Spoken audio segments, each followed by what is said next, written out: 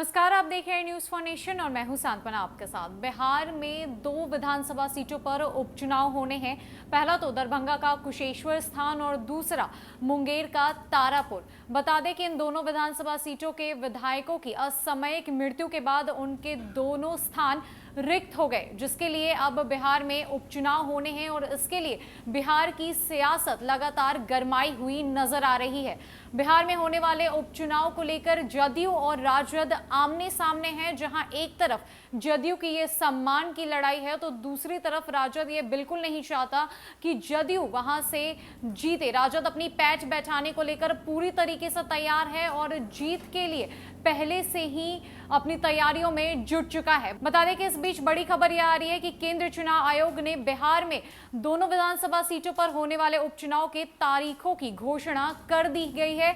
बता दें कि उपचुनाव 30 अक्टूबर को संपन्न कराया जाएगा और इस उपचुनाव के लिए नामांकन 8 अक्टूबर को दाखिल कराया जाएगा। इसके साथ ही 2 नवंबर को मतगणना होनी है। बिहार के 2 विधानसभा सीटों के लिए भारत निर्वाचन आयोग ने उपचुनाव की तिथि की घोषणा कर दी है।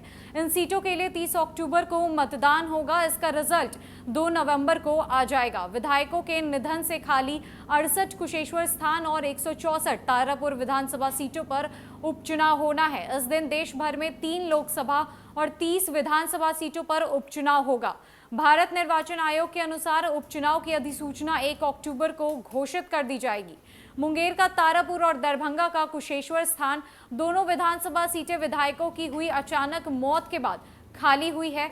पिछले 19 अप्रैल को तारापुर के विधायक और पूर्व मंत्री मेवालाल चौधरी की कोरोना से हुई मौत के बाद यह सीट खाली हो गई है। वहीं कुशेश्वर स्थान के विधायक शशिभूषण हजारी की मौत के बाद यह सीट खाली हो गई है। नीतीश कुमार ने दोनों जगह अभी से ही दौरे शुरू कर दिए हैं। इसके साथ ही तारापुर और कुशेश्वर स्थान पर होने वाले उपचुनाव के लिए नेता प्रतिपक्ष तेजस्वी यादव ने दावा ठोक दिया है। दोनों विधानसभा सीटों पर होने वाले उपचुनाव को लेकर तेजस्वी ने दावा करते हुए यह भी कहा था कि दोनों सीटों पर आरजेडी की ही जीत होगी। पिछले दिनों बाढ़ का जायजा लेने तेजस्वी यादव कुशेश्वर स्थान गए थे, जहां उन्होंने पूजा अर्चना की और कुशेश्वर स्थान को विकसित करने और बाढ़ से निजात दिलाने का भी भरोसा दिलाया था। इससे पहले नीतीश कुमार ने भी तारापुर जाकर हालात का जायजा लिया था। जेडीयू किसी भी कीमत पर दोनों सीटें फिर से हासिल करना चाहता है। मुंगेर का तारापुर और दरभंगा का कुशेश्वर स्थान दोनों विधानसभा सीटों पर विधायकों की अचानक मृत्यु के बाद यह सीट खाली हो गई है।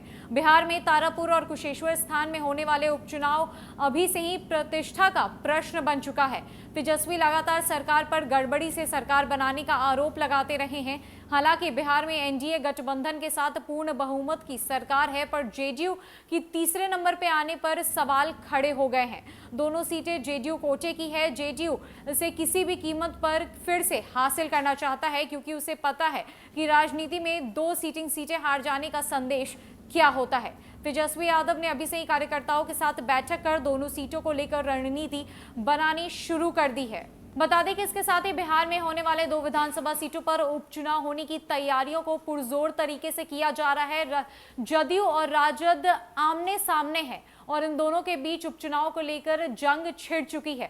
दूसरी तरफ जदयू के भीतर खाने से यह भी खबर सामने आ रही थी कि जदयू ने अपने उम्मीदवारों की घोषणा कर दी है। एक तरफ दरभंगा के कुशेश्वर स्थान से जहां शशिभूषण हजारी के बेटे को जदयू उतारेगी, तो दूसरी तरफ मुंगेर के तारापुर सीट से किसी कुशवाहा को जदयू उम्मीदवार के तौर पर उतारने जा रही है। हालांकि इसकी अभी आधिकारिक घोषणा जदयू की तरफ से नहीं की गई है, लेकिन ऐसा माना जा रहा है कि दोनों पर उम्मीदवारों को पत्र भेज दिए गए हैं, दिशा निर्देश जारी कर दिए गए हैं जदयू के तरफ से, ताकि वहां पे तैयारियां पुरजोर तरीके से शुरू की जाए। इसके साथ ही अब चुनाव का ऐलान हो चुका है, चुनाव की तारीखों की घोषणा कर दी गई है। इसके लिए नेता प्रतिपक्ष तेजस्वी यादव भी पूरे तरीके से जदयू को टक्कर देने के लिए इस उपचुनाव में तैयार है और राजद इस बार के उपचुनाव में दोनों सीटों को हासिल करने के लिए पूरी तरीके से तैयार है। अभी के लिए बस इतना ही है। नई अपडेट्स के लिए हमारे साथ जुड़े रहे न्यूज फॉर नेशन में। नमस्कार।